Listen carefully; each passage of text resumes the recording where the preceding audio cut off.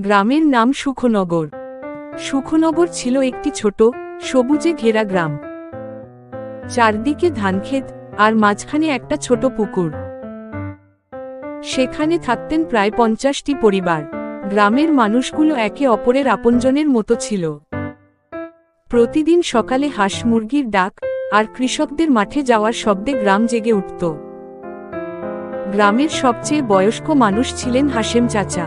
তিনি ছোটদের গল্প শোনাতেন মুক্তিযুদ্ধ আর গ্রাম্য ইতিহাসের।